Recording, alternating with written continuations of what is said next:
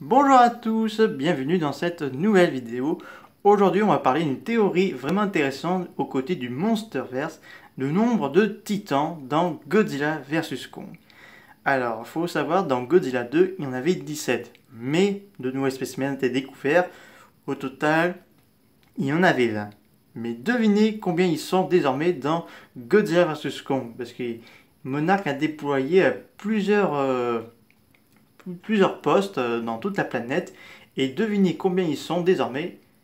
Le nombre de postes, il y aurait 200 postes. Donc il est possible qu'il y aurait 200 kaiju.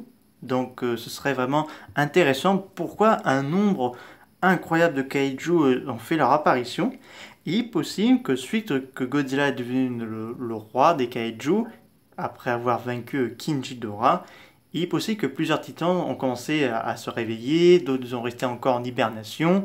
Donc là, le monarque a dû s'installer à plusieurs entrepôts dans toute la planète. Il faut savoir que Sky Island a deux postes, notamment le poste de Sky Island pour Kong, mais également Apex, je crois, ou je suis pas sûr. Parce que là, ça fait énormément de kaiju, parce que ça montre que la planète est à nouveau dominée par ces créatures, sauf, vous êtes en train de me dire, mais on ne les voit pas dans Godzilla vs Kong. Il y a une théorie là-dessus, et c'est grâce au Comic-Con enfin pas au Comic-Con, le comic de Godzilla vs Kong qui m'a donné sur la piste. Donc Godzilla a affronté bien sûr un titan de King of the Monsters, le titan Silas, mais il l'a laissé reparti. Puis il a affronté deux autres kaiju de Godzilla 2 King of the Monsters, mais on les a jamais vus auparavant dans le film, mais on les voit dans ce comic. Il les combat aux côtés de Titan Behemoth. Et donc là, on a une théorie. Il est possible que Godzilla a ordonné tous les titans, tous les kaiju, de retourner en hibernation, suite parce qu'il n'y avait peut-être pas assez de radiation. Donc c'est pour ça que Godzilla a ordonné tous les kaiju de se remettre à nouveau en hibernation.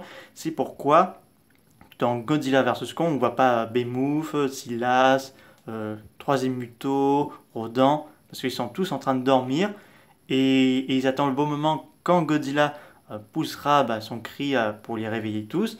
Mais à mesure que l'environnement sera beaucoup plus favorable, parce qu'il y a des plantes qui sont poussées dans le désert, et désormais il y a un équilibre qui est restauré, plusieurs kaiju vont se réveiller peu à peu, et donc on va nous donner d'incroyables spécimens qu'on n'a encore jamais vus. Donc là ça promet très prometteur, et je voudrais voir bien sûr un Godzilla 3, pour voir comment ça va évoluer, parce que là ça montre que ça évolue bien l'écosystème entre kaiju et humains, peut-être même voir une cohabitation vraiment réelle. Disons, on va pouvoir voir un Godzilla qui se promène pas loin des côtes japonaises, Rodan qui survole Moscou, Behemoth, ou même pourquoi pas un troupeau de titans Behemoth qui se promènent en plein forêt amazonienne et des tribus les vénèrent. Pourquoi pas, parce que ça pourrait être possible, vu qu'ils sont, ils sont maintenant en liberté, que Monarch, bien sûr, ils ne pourront pas les rester tout le temps les enfermer et les contrôler, c'est impossible. Comme ça a été prouvé dans Godzilla 2, ils ne pouvaient pas les préserver. Donc là, ça montre clairement que le monde est en train de changer, et on a la preuve dans Godzilla vs Kong que le climat et la faune et la flore, ils sont en train d'évoluer. D'ailleurs, ils ont dit que la quantité de poissons avait beaucoup augmenté, donc c'est grâce au kaiju. Donc voilà.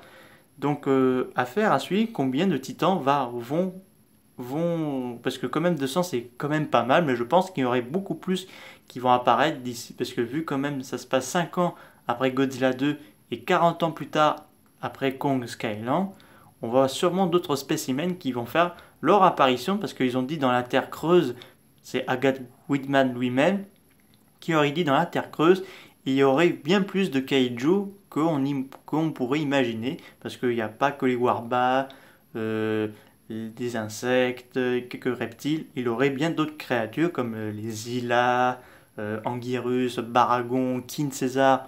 Donc voilà, ça pourrait être une bonne possibilité pour le retour de certains kaiju de la Toho. Donc en tout cas, c'est une affaire à suivre. J'espère que cette vidéo vous a plu. N'hésitez pas à me dire ça dans les commentaires. Je vous dis à très bientôt. Au revoir.